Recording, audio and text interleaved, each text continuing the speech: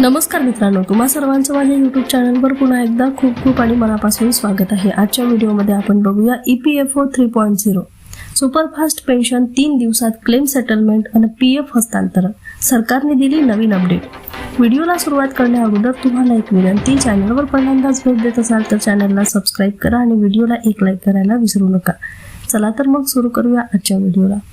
तुम्ही EPFO सदस्य असाल किंवा नुकतेच EPF खाते उघडले असेल तर ही बातमी तुमच्यासाठी खास आहे। आता पेन्शन पासून ते दावे आणि खाते हस्तांतरण पर्यंत सर्व काही पूर्वीपेक्षा अधिक जलद आणि सोपे होणार आहे।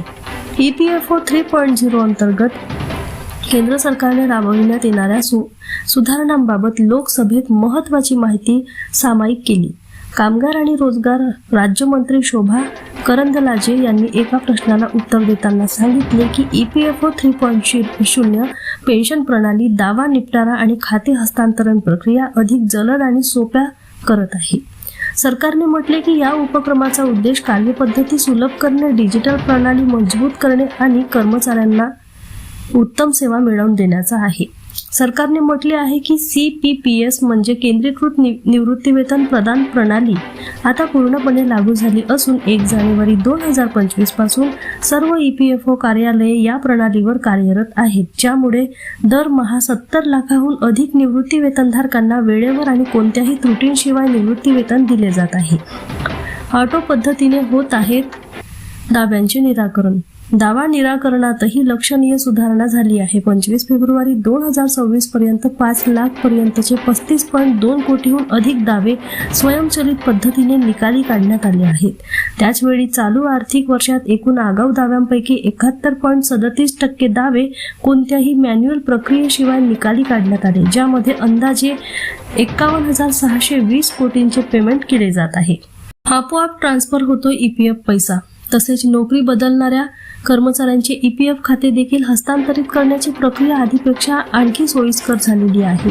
25 फेब्रुवारी 2026 पर्यंत कर्मचारी किंवा नियोक्ता त्यांच्या कोणत्याही सहभागाशिवाय 70.54 लाखाहून अधिक हस्तांतरण दावे स्वयंचलित केले गेले आहेत। एकदा KYC पूर्ण झाल्यावर जुन्या किंवा नवीन नियोक्त्यांच्या मंजुरीची आवश्यकता नसते। शिवाय 21.39 लाखाहून अधिक कर्मचाऱ्यांनी कोणत्याही नियोक्त्यांच्या मदतीशिवाय हस्तांतरण दावे सादर केले आहेत।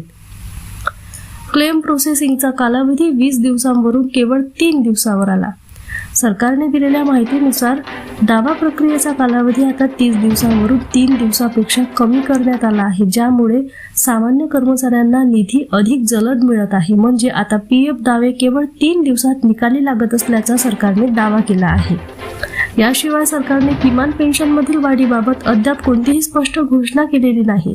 तरीही EPFO 3.0 मधील बदल प्रणालीला अधिक जलद, अधिक पारदर्शक आणि वापरकर्त्यासाठी सोयीस्कर बनवत आहे।